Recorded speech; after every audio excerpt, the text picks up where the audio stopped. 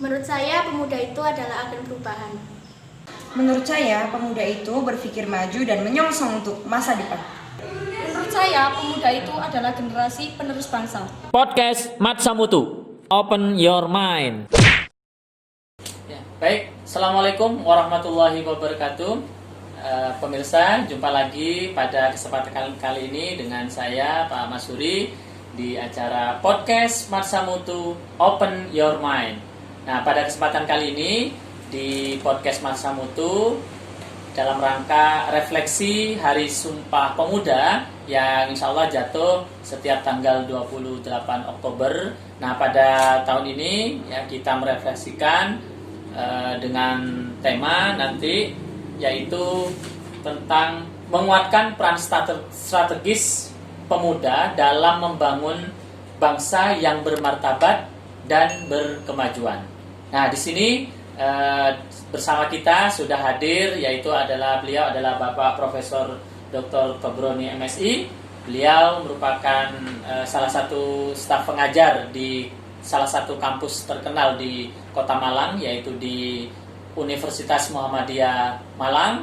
Tepatnya beliau adalah sebagai Dekan Fakultas Agama Islam di Universitas Muhammadiyah Malang. Dan beliau juga merupakan seorang wakil ketua pimpinan daerah Muhammadiyah Kota Malang, yaitu bidang pendidikan, kemudian seni dan olahraga. Ya, baik, untuk pemirsa silahkan sekali lagi pantau terus acara podcast Matsa Mutu ini agar kita semakin tercerahkan dengan konten-konten kita yang mana bisa membawa perubahan nanti di kemudian hari. Baiklah, untuk yang pertama saya ingin bertanya kepada Bapak Profesor, tapi sebelumnya Assalamualaikum warahmatullahi wabarakatuh. Waalaikumsalam warahmatullahi wabarakatuh. Gimana kabarnya Pak? Sehat? Alhamdulillah sehat walafiat. Ya, luar biasa. Ini di tengah-tengah kesibukan beliau ya, karena tadi sudah habis wisuda Pak ya. Sudah ya. Ya, alhamdulillah masih menyempatkan diri untuk meluangkan waktu ya bersama kita. Baik, begini Pak Prof. Ini terkait dengan Sumpah Pemuda, ini biasanya kan identik dengan kaum milenial yang sekarang ini ya. Betul. Nah, kira-kira bagaimana menurut pandangan Prof. Tobroni tentang pemuda saat ini? Ya. Menurut saya pemuda itu tetap menyejarah. Ya. Jadi pada tahun 1928 kita mengenal tentang Sumpah Pemuda, tahun 45 tentang kemerdekaan Republik Indonesia, tahun 65, kemudian tahun 98, itu semua adalah peran-peran menyejarah pemuda. Saya sekarang dengan karakteristik sebagai pemuda milenial itu juga memiliki kelebihan-kelebihan dan juga peran-peran yang strategis dalam sejarah perjuangan bangsa hari ini dan juga masa yang akan datang. Ya, saya kira mungkin ini. Ya, tapi banyak begini Prof, ada yang menganggap bahwa sekarang ini pemuda itu terkadang mulai bisa dikatakan mengalami degradasi begitu ya. Yang karena setiap saat itu, setiap dalam permasalahan apalagi yang dihadapi bangsa, terkadang para pemuda itu dalam tanda kutip ini ya tidak seperti dulu ketika masa perjuangan itu yang mereka itu mengadakan diskusi. Sekarang itu dengan zamannya teknologi justru sibuk dengan kayak pemain game atau mungkin melaksanakan sesuatu. Nah, ini bagaimana? Apakah betul terjadi pergeseran semacam itu? Ya, pemuda itu anak zamannya. Ya. Jadi zaman perjuangan kemerdekaan berbeda dengan zaman katakanlah Orde Baru atau Orde Lama. Nah, sekarang tentu dengan era sekarang ini kemajuan sains dan teknologi termasuk teknologi digital, maka anak-anak muda sekarang juga punya peran ya. Justru dengan mengikuti teknologi digital itulah perannya.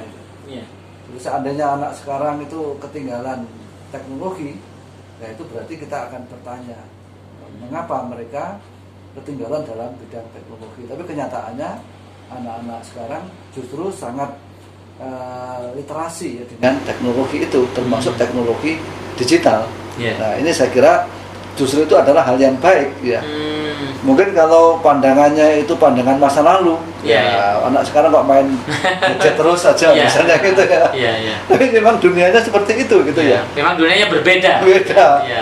Bahkan jangankan anak muda, yang kita aja ya gadgetan terus gitu. Ya, saya kira itulah.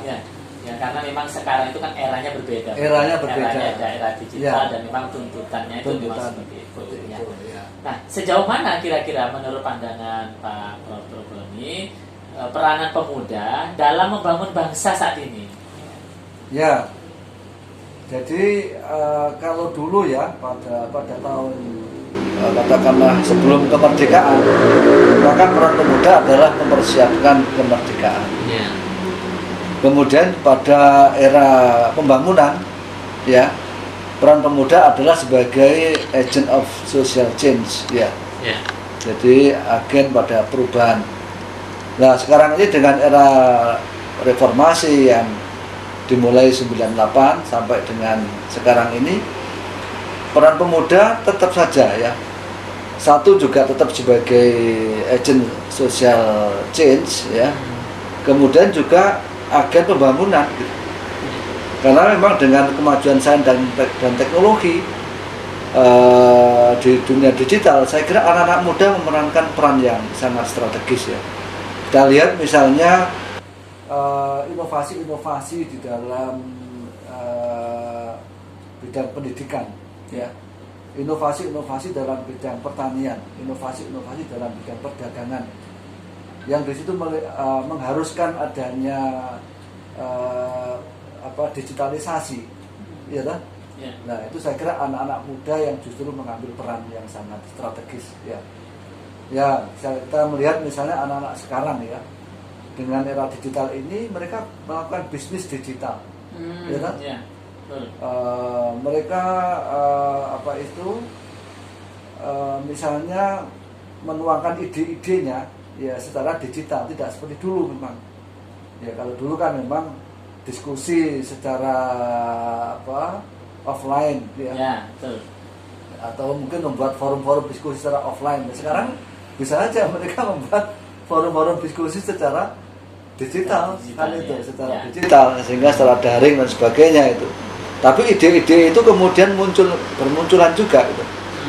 Sehingga kita lihat misalnya anak-anak muda sepertinya dia sendirian ya, sendirian, tapi ternyata dia berkomunikasi dengan teman-temannya, kemudian membuat rencana, apakah membuat kafe atau membuat bisnis bersama, atau membuat event-event untuk acara-acara tertentu, misalnya pernikahan atau acara event organizer lainnya, misalnya gitu kan. Kemudian dalam hal bisnis katakanlah dalam berpakaian atau kecantikan dan sebagainya, mereka bisa membuat sendiri itu. Dengan kemajuan sains dan teknologi, mereka meracik sendiri dan sebagainya, dan mereka menjual dengan sistem online. Nah, inilah saya kira cara-cara anak kita yang justru saya kira ada kecerdasan virtual ya. Jadi anak-anak sekarang yang multitasking ya. Sambil bekerja, sambil belajar, bahkan bekerja bukan hanya satu aspek ya. Kerja ini, juga kerja ini dan sebagainya, anak-anak kita sekarang gitu. Sehingga saya kira dengan kecerdasan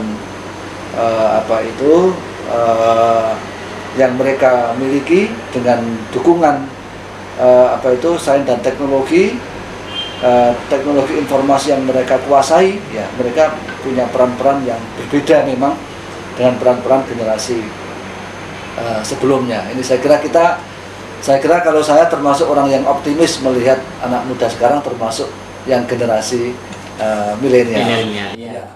Ternyata dengan zaman yang berbeda seperti dulu, ternyata ya juga ada dampak positif, dan mereka itu ternyata makin kreatif gitu, memanfaatkan bagaimana teknologi itu berkembang gitu. Kreatif, istilahnya itu mereka menemukan dunianya.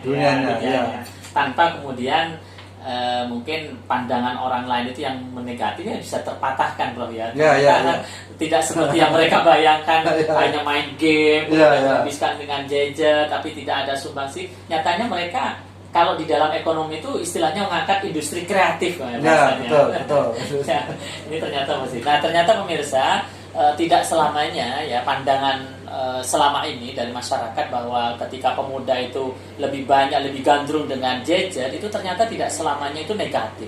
Hanya menghabiskan waktu untuk ya bermain atau bersenang-senang, ternyata mereka mampu menumbuhkan kreativitas mereka walaupun dengan memanfaatkan teknologi. Ya, mungkin untuk segmen yang pertama ini ya apa yang disampaikan oleh Prof. Roni tadi ya itu ada gambaran para pemirsa sekalian, dan jangan kemana-mana, sekali lagi tetap di acara ini di podcast Matsamutu Open Your Mind.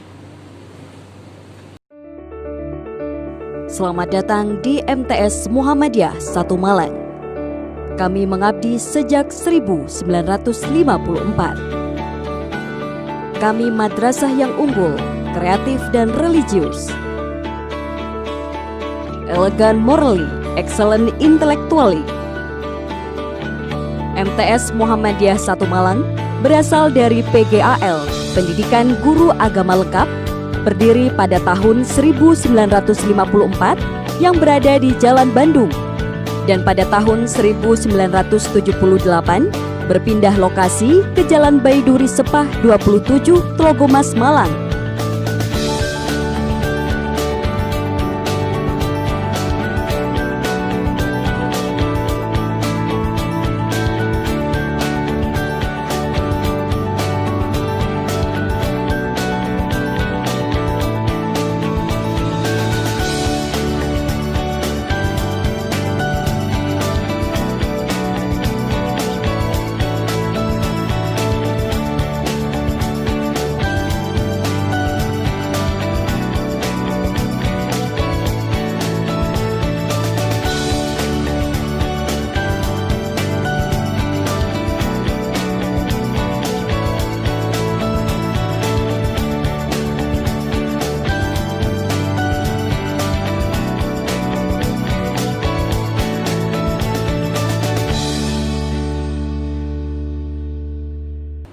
Masih di acara podcast Matsamutu Open Your Mind. Nah pemirsa, kita jumpa lagi di segmen yang kedua ini ya, di dalam refleksi menguatkan peran strategis pemuda dalam membangun bangsa yang bermartabat dan berkemajuan ya. Di sini tetap masih bersama beliau Profesor Dr. Roni MSI ya. Nah, kita lanjutkan Prof. Yang berikutnya ini, bagaimana ada yang beranggapan sekali lagi pemuda saat ini tuh sudah kehilangan idealismenya, seperti pemikir, berorganisasi atau problem solver seperti zaman dulu. Bahkan ada yang menganggap sekarang itu pemuda itu justru problem maker. Nah ini gimana menurut pandangan Prof? Ya. Jadi mungkin ada sudut pandang ya. Sudut pandang dalam masyarakat itu ada yang selalu menggunakan perspektif masa lalu. Ya. Kalau kita menggunakan perspektif masa lalu, maka mungkin kita akan melihat pemuda sekarang dengan pesimisme atau mungkin setengah negatif. Ya, karena memang nilai-nilai atau yang menjadi ukuran adalah masa lalu. Dan kebanyakan orang memang seperti itu. Cara pandangnya menggunakan mindset ketika dia masih muda dulu. Dulu zaman saya begini, misalnya begitu ya. Nah, saya kira untuk pemuda sekarang ini saya sebagai orang pendidikan itu adalah orang yang optimis melihat masa depan. Ya, itu memang orang pendidikan. Jangan sampai orang pendidikan melihat masa depan itu pesimis. Kita telah berjuang sedemikian rupa agar generasi kita menjadi generasi yang lebih baik. Ya. Bangsa dan negara membangun pendidikan mulai dari PAUD, kemudian TK sampai SD, SMP, SMA, perguruan tinggi yang terus-menerus diperbaiki kurikulumnya, diperbaiki metode pembelajarannya, diperbaiki fasilitasnya, diperbaiki lingkungannya supaya menghasilkan pemuda-pemuda yang lebih baik. Dan hasilnya sekarang ini kan itu ya, bahwa pemuda-pemuda kita lebih baik daripada pemuda-pemuda sebelumnya sebagai hasil daripada proses pendidikan yang kita lakukan selama ini. Karena itulah maka kalau kita menggunakan perspektif sekarang dan juga masa depan, maka pemuda sekarang berupaya untuk menerjemahkan sebagai hasil pendidikan sekarang, ya, kemudian kemudian dia akan menerjemahkan masa depannya, dia akan menjawab tantangan masa depannya. Karena itulah maka setiap anak-anak muda kita, saya kira juga memiliki satu pandangan, ya, bahwa agar mereka itu menjadi orang yang sukses, pastilah mereka itu harus memperbaiki moralitasnya, memperbaiki ilmu pengetahuannya, memperbaiki keterampilannya, memperbaiki komunikasinya, memperbaiki cara menjawab tantangan zamannya. Itu saya kira itu ada di mindset anak-anak muda sekarang, ya. Jadi tanya aja nanti dengan anak muda sekarang itu, dikira anak muda kita itu kosong gitu, jadi tidak gitu. Jadi dikira anak muda kita itu mau happy, tidak memperhatikan aspek moral, sains dan teknologi, tantangan masa depan dan sebagainya. Saya kira tidak begitu, ya. Jadi mereka itu sebagai generasi yang hasil pendidikan yang lebih baik, tentu punya pandangan yang lebih baik, keterampilan yang lebih baik, dan bagaimana cara mereka menerjemahkan masa depannya menjadi lebih baik. Ya. Itu saya kira menurut saya begitu. Ya, dan ternyata untuk menyiapkan generasi yang akan datang itu yang paling efektif itu memang melalui dunia pendidikan. Pendidikan, ya. Karena tadi yang mulai dari awal yang PAUD sampai kemudian perguruan tinggi. Ya. Nah, ini kan berarti peran pendidikan ini sangat. Jadi kalau penting. kita mengatakan pemuda sekarang itu tidak lebih baik daripada masa lalu, berarti kita mengakui kegagalan pendidikan itu. Berarti kita selama ini tidak serius di dalam mengelola lembaga pendidikan. Padahal kenyataannya selama ini kita kan serius mengelola lembaga pendidikan sehingga menghasilkan anak-anak muda yang lebih baik daripada anak-anak muda masa lalu. Ya. Lalu kira-kira bagaimana seharusnya pemuda itu berperan atau ikut andil di dalam membangun bangsa yang sekarang ini? Ya. Saya kira saya berangkat dari potensi manusiawi, supaya anak-anak muda itu bisa berperan strategis di masa yang akan datang. Manusia itu kan pertama diberi akal, ya kan? Ya. Dari akal itulah kemudian anak-anak kita bisa mengembangkan ilmu pengetahuan dan teknologi, ya kan? Ya.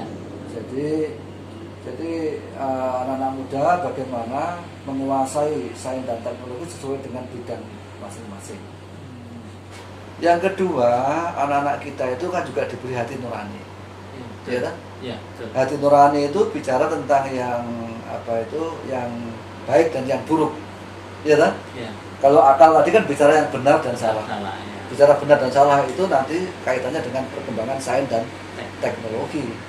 Jadi yang kedua adalah diberi hati nurani yang akan bisa melahirkan kekuatan baik dan buruk. Itulah melahirkan moral, etika dan moral. Etika dan moral akan melahirkan sebuah peradaban. Karena harus berbasis pada nilai. Kemudian yang ketiga adalah bahwa manusia itu diberi rasa. Rasa itu berkaitan dengan persoalan keindahan, ya. Dalam keindahan berbahasa, keindahan tulis menulis, keindahan dalam berpakaian, dalam pembangunan rumah, dalam pembangunan lingkungan, itu kan memerlukan keindahan. Ya, karena itulah maka bagaimana kita bisa berkontribusi dalam kehidupan berbangsa dan bernegara, ya saya kira tiga itu tadi itu. Bagaimana kita memaksimalkan potensi intelektual kita, anak-anak muda kita, sehingga mereka menguasai sains dan teknologi dalam berbagai bidangnya. Nah itu. Yang kedua adalah bagaimana mereka menjaga moralitasnya, mengembangkan nilai-nilai etika, sehingga dia menjadi orang yang atau warga yang berkarakter, ya kan? Berkarakter, bermoral, berkarakter, sehingga dia bisa mengembangkan nilai-nilai keadilan, kasih sayang, kejujuran, kerjasama, kepedulian dan sebagainya. Itulah dari bangsa yang bermartabat, ya. Kemudian jangan lupa bahwa manusia itu juga punya dimensi rasa, keindahan, ya kan? Jadi dengan keindahan yang mereka kembangkan, lahirlah misalnya seni budaya, ya seni tari, seni rupa, seni lukis, seni musik, seni suara, dan lain sebagainya, mengeksploitasi atau mengembangkan bakat yang ada di dalam diri manusia. Karena itulah maka generasi muda kita akan bisa berperan dengan baik kalau dia bisa mengembangkan potensi manusiawi yang Allah berikan kepada kita semuanya ini, ya akal, hati nurani, kemudian juga rasa, bahkan mungkin bisa ditingkatkan lagi dengan potensi spiritualitas, ya. Anak muda juga harus mengembangkan keimanan dan ketakwaan kepada Allah Subhanahu Wa Taala. Ini saya kira juga penting, ya. Jadi dengan keimanan dan ketakwaan kepada Allah Subhanahu Wa Taala, insya Allah anak muda kita akan memiliki pedoman hidup yang kuat, gitu ya. Ibaratnya pohon itu dia punya akar yang kokoh, ya, sehingga kalau pohon itu punya akar yang kokoh maka batangnya akan besar, sehat, kemudian mengembangkan, memiliki dahan dan ranting yang lebat, dan akhirnya buah yang lebat yang bermanfaat. Itulah peran anak-anak muda yang kita harapkan, ya, anak-anak muda milenial yang kita harapkan, ya. Jadi walaupun kemudian tinggi pohonnya, walaupun ada permasalahan atau angin kencang apapun, kalau akarnya kuat pasti tidak akan roboh, karena sudah kuat gitu. Ya, bangsa juga seperti itu, ya. Bangsa akan seperti itu. Ya. Nah, karena ini Prof. Trobroni ini juga berada di Muhammadiyah. Nah, selama ini kan Muhammadiyah itu mengusung jargon bagaimana membangun bangsa yang berkemajuan. Nah, kira-kira bisa dijelaskan maknanya, Prof? Ya, saya kira menyambung dari pertanyaan sebelumnya, ya. Bangsa yang berkemajuan itu ya bangsa yang maju dalam sains dan teknologi. Ya. Jadi kalau bangsa itu tidak menguasai sains dan teknologi, maka jelas akan dilibas oleh bangsa-bangsa lain. Nah, pastilah itu. Dia akan berdampak pada ketertinggalan dalam bidang ekonomi, dalam bidang politik, dalam bidang sains dan teknologi, ya, dalam segala bidang dalam segala aspek kehidupan akan ketinggalan. Yang kedua, bangsa yang berkemajuan itu ya bangsa yang berakhlak, bermoral, iya. Bukan hanya maju dalam sains dan teknologi, ekonomi dan sebagainya, tapi bobrok dalam hal moral. Itu juga akan menjadi bangsa yang rapuh dan bangsa yang akan hancur, ya. Yang ketiga adalah bangsa yang bisa merawat nilai-nilai kebangsaannya. Jadi ya termasuk tadi sebenarnya dengan bangsa yang memiliki citra rasa keindahan tadi itu, ya. Itu kan sebenarnya aktualisasi dari nilai-nilai moral, termasuk juga dalam bidang seni dan budaya. Jadi bangsa yang berkemajuan adalah bangsa yang menguasai sains dan teknologi, bangsa yang berakhlak, bermoral, kemudian bangsa yang melahirkan kreativitas, seni, budaya, dan lain sebagainya, kemudian juga bangsa yang memiliki spiritualitas yang kokoh, ya, dalam bentuk mungkin bangsa yang beriman dan bertakwa serta berakhlak mulia. Ya, begitu. Ternyata pemirsa bahwa apa yang disampaikan oleh Profesor Dr. Trobroni ini menarik sekali, bahwa jika ingin membangun bangsa yang bermartabat dan juga berkemajuan, ya kita tidak boleh atau kemudian hanya dimensi intelektualnya yang dikedepankan, tapi juga jangan lupa yaitu namanya dimensi spiritualnya itu tadi, sehingga menguasai sains dan teknologi, tetapi juga bagaimana mempunyai akhlak dan karakter yang juga bagus dan juga baik. Mungkin itu untuk segmen yang kedua ini. Jangan kemana-mana, tetap di podcast Matsa Mutu Open Your Mind, karena setelah ini kita akan kembali lagi.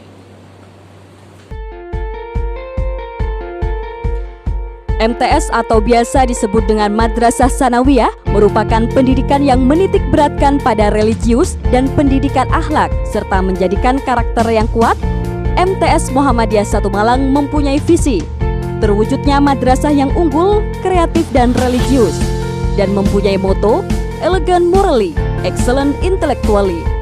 Misi MTS Muhammadiyah 1 Malang mengantarkan siswa-siswi untuk meningkatkan nilai-nilai kecerdasan dan daya saing semua aktivitas akademik MTS Muhammadiyah 1 Kota Malang, baik dalam bidang akademik maupun non-akademik, menumbuhkan budaya gemar membaca, toleransi, kerjasama, dan saling menghargai antar sesama sivitas akademik MTS Muhammadiyah 1 Malang, menciptakan suasana pembelajaran yang menyenangkan, komunikatif, dan demokratis, menciptakan lingkungan madrasah yang aman, nyaman, rapi, bersih, dan menyenangkan, menanamkan nilai-nilai kebersamaan dan kepedulian sosial terhadap lingkungan sekitar, menanamkan nilai-nilai kedisiplinan, bertanggung jawab dan kreativitas warga madrasah, membentuk sivitas akademik MTS Muhammadiyah 1 Malang yang beriman, bertakwa, dan berakhlakul karimah dengan mengembangkan sikap dan perilaku religius dalam kehidupan sehari-hari.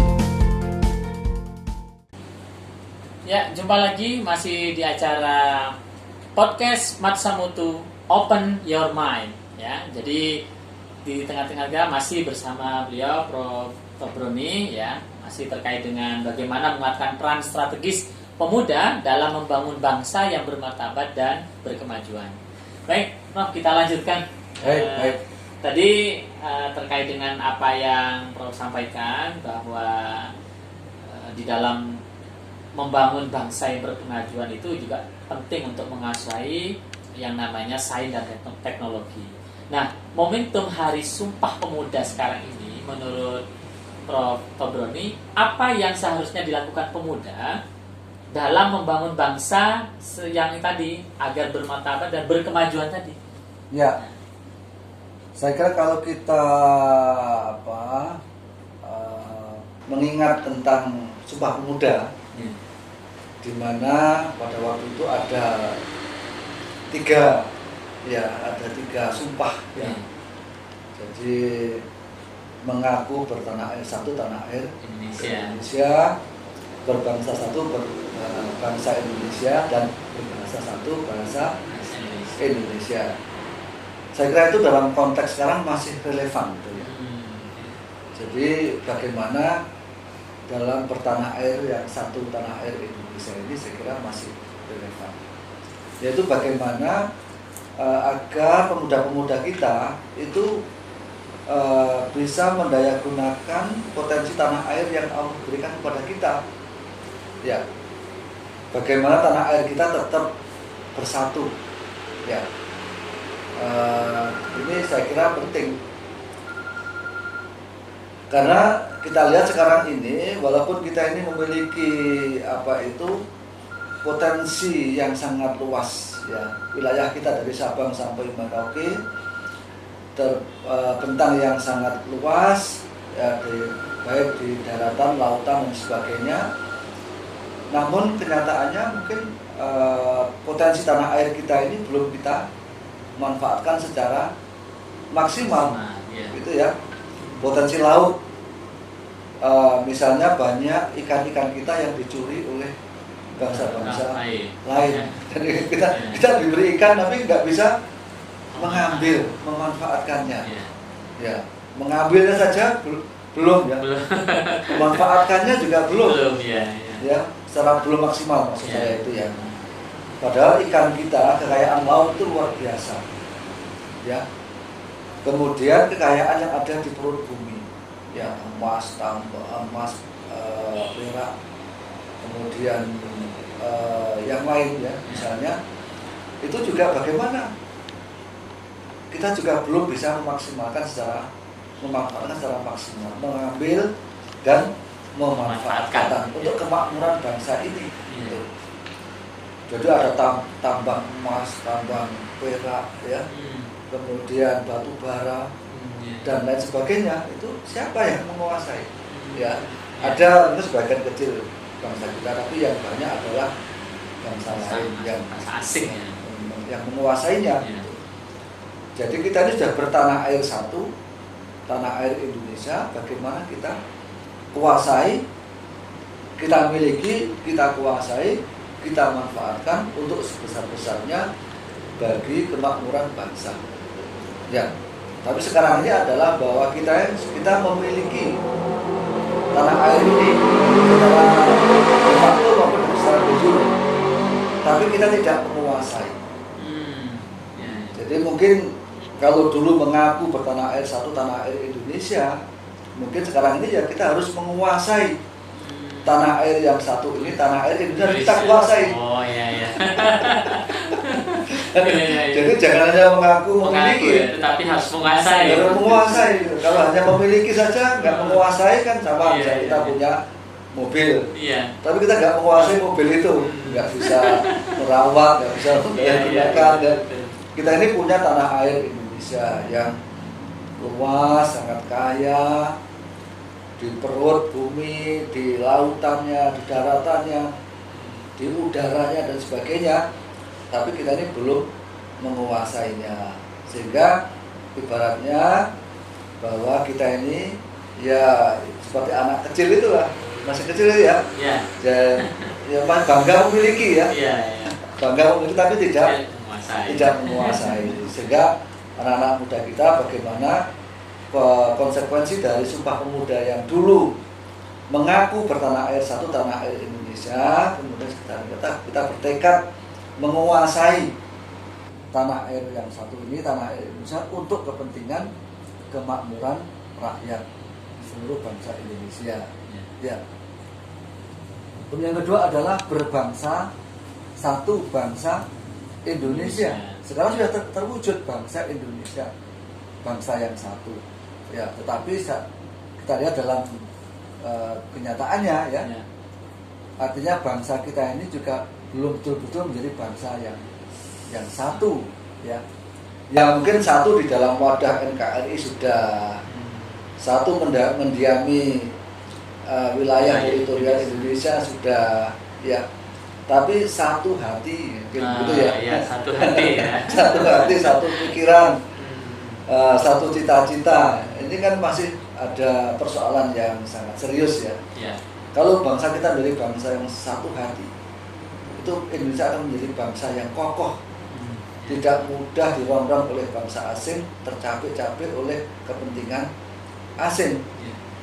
Nah sekarang ini saya kira bangsa kita ini memang satu, tapi belum menyatu hatinya.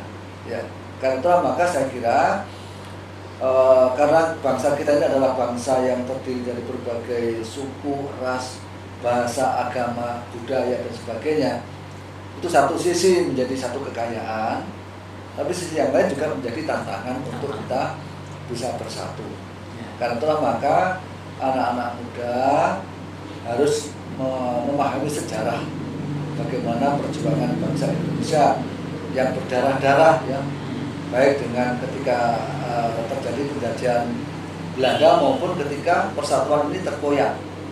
Misalnya pada pemberontakan PKI tahun 65 yang harus mengorbankan sebagian bangsa Indonesia karena peristiwa seperti itu. Karena itulah maka tantangan anak-anak muda kita adalah bagaimana kita bisa hidup dalam keragaman, ya. Kemudian juga bagaimana mengembangkan toleransi di dalam keragaman itu.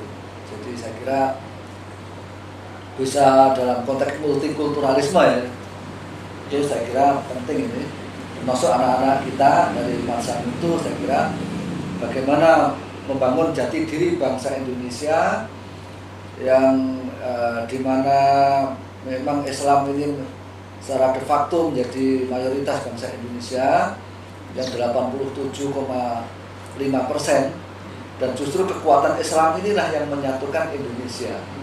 Ya, jadi bangsa Indonesia itu disatukan oleh tanah air, oleh senasib seperjuangan bekas jajahan Belanda, tapi juga disatukan oleh keislaman dari Sabang sampai Merauke, dan ini harus kita rawat. Ya. Jadi Islam itu harus merawat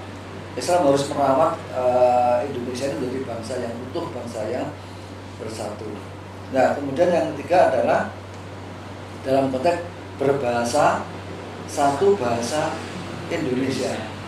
Kita ini sangat bersyukur ya punya bahasa Indonesia yang dari anak muda sampai orang tua, dari Sabang sampai Merauke bisa bahasa Indonesia.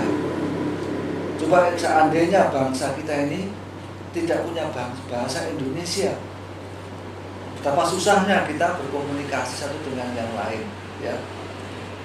Kita ada satu negara itu yang punya 3 bahasa, betapa susahnya itu.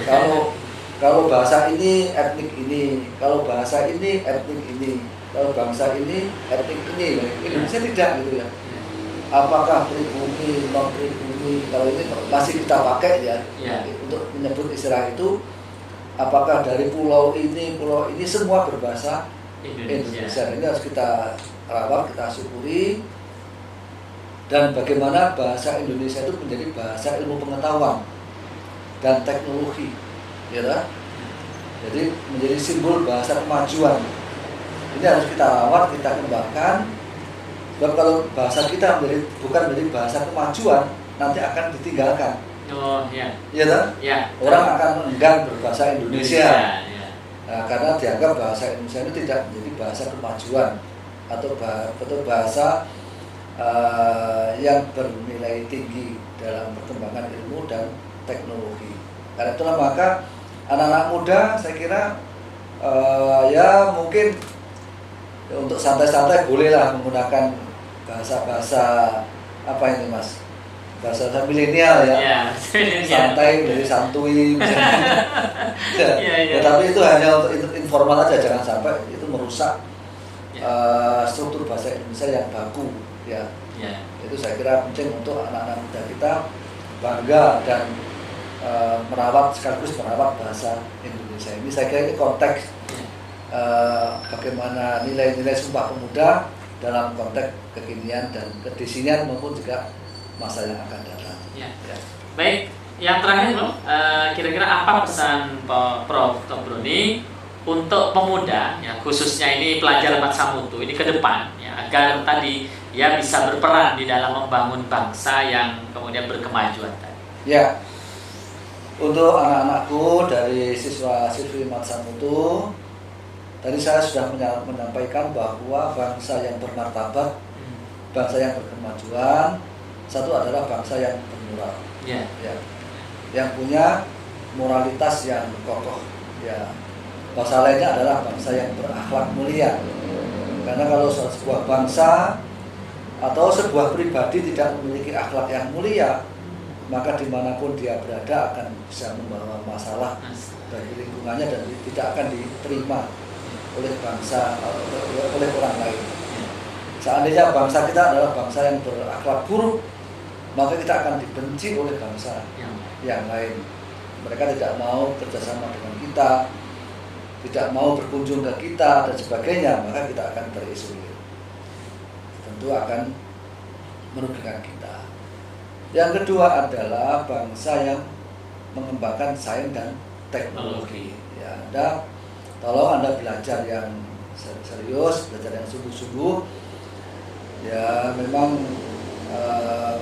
Imam Syafi'i mengatakan itu ya, kalau anak-anak muda itu tidak tahan bagaimana letihnya belajar, maka dia akan merasakan betapa pedihnya dia akan bergelimang dalam kemiskinan dan kebodohan. Jadi bergelimang di dalam kemiskinan dan kebodohan lebih menyedihkan dan lebih meletihkan daripada kita letih dalam belajar. Yang ketiga adalah bagaimana Anda mengembangkan kreativitas, ya kan? Menciptakan ruang-ruang baru dalam kehidupan Anda, sehingga Anda bisa menciptakan nilai tambah dalam kehidupan Anda. Dan jangan lupa anak-anakku supaya memperkokoh keimanan dan ketakwaan pada Allah Subhanahu wa taala atau dalam kehidupan spiritualitas saudara, ya Anda. Jadi saya kira dengan kita memiliki keimanan yang kokoh, ya, maka tentu segala persoalan bisa kita selesaikan. Kita mengadu kepada Allah bagaimana kita menyelesaikan permasalahan dalam kehidupan ini. Dan saya pernah membaca sebuah survei Ya. Katanya anak-anak muda milenial sekarang ini lebih percaya kepada Tuhan. Nah, ini menarik ini. Iya, iya. Jadi lebih dekat dengan Tuhannya daripada mungkin anak-anak sebelumnya. Iya, iya. Karena anak sekarang itu lebih cerdas. Yang kedua, dia lebih mudah mengakses informasi-informasi yang berkaitan dengan agama, Iya, iya, iya. dan lain sebagainya. Kalau mau baca Al-Quran ya tinggal Di buka, smartphone, ya. Ya. dengan gadgetnya, Ya, mau ya. baca hadis, Iya, iya. mau misalnya dia punya masalah gitu ya, apakah terkait dengan temannya dan sebagainya, langsung bertanya kepada HP-nya. Ya, iya, iya. Kita langsung ada jawabannya. Iya, iya. Misalnya ya, Iya. bagaimana misalnya hukumnya begini, langsung bertanya, ya langsung ada jawabannya. Ya, mudah mengakses ya. Mudah mengakses ya, ini juga membuat anak-anak kita lebih dekat dengan agama, lebih dekat dengan Tuhannya, dan ini saya kira menjadi berkah ya. Ya. Mungkin blessing in disguise, bagaimana kemajuan sains dan teknologi ICT ini bisa menambah anak pada kedekatan kepada agama dan kepada Tuhannya. Ini menarik ini, saya kira ya. Saya kira demikian. Ya, terima kasih untuk Profesor Dr. Tobroni MSI ya atas waktunya. Tadi juga beberapa pesan-pesan yang disampaikan itu yang mudah-mudahan bermanfaat bagi untuk generasi muda saat ini, bagaimana di dalam merefleksikan Hari Sumpah Pemuda ini, ya harapannya nanti dengan dunianya yang sekarang ya, yang serba kemajuan sains dan teknologi ini, ya bisa mengambil peran di dalam membangun bangsa sehingga menjadi bangsa yang bermartabat dan juga berkemajuan tadi. Terima kasih atas waktunya Profesor. Oke, baik, mudah-mudahan sama-sama. bermanfaat. Mungkin lain Ya. waktu kita bisa berjumpa lagi. Mudah-mudahan Ya. bermanfaat. Ya. Sukses selalu untuk Mas Samutu. Oke, amin, amin. Ya, terima kasih. Assalamualaikum warahmatullahi wabarakatuh. warahmatullahi wabarakatuh. Ya, demikian tadi pemirsa podcast Marsa Mutu, bincang-bincang kita dengan beliau Profesor Dr. Tobroni MSI, ya, yang mana dari pemaparan beliau banyak hal yang bisa kita ambil hikmah untuk pembelajaran, khususnya bagi anak-anakku sekalian, siswa-siswi Marsa Mutu, ya bagaimana kita bisa mengambil hikmah dalam acara refleksi Sumpah Pemuda ini agar anak-anak bisa menjadi generasi yang milenial tetapi tidak melupakan bagaimana untuk meningkatkan akhlak yang mulia sebagaimana yang disampaikan oleh Bapak Profesor tadi. Mungkin itu saja kegiatan podcast Marsa Mutu kali ini. Kita akan berjumpa lagi pada acara podcast berikutnya dengan tentunya dengan topik yang lebih menarik lagi. Kurang lebihnya mohon maaf dari saya. Assalamualaikum warahmatullahi wabarakatuh. Bismillahirrahmanirrahim. Assalamualaikum warahmatullahi wabarakatuh. Kami segenap Sivitas Akademik MTS Muhammadiyah 1 Kota Malang dengan visi unggul, kreatif, religius, siap mencetak generasi masa depan yang berintegritas, berkarakter dan berdaya saing. Nama saya Ayu Safia, saya sekolah di sini karena sekolah ini sangat indah dan fasilitasnya sangat menarik sekali. في هذه المدرسة هناك كثير من التلاميذ صديق حسن อยู่มาได้ประมาณสัก2 เดือนแล้วก็พูดภาษาอินโดได้ ก็อยู่กับเพื่อนก็สนุกดี because of the things I could learn about my religion, and the environment at school is great. MTS Muhammadiyah 1 Malang, elegan morale, excellent intelektuale. Bergabunglah bersama kami.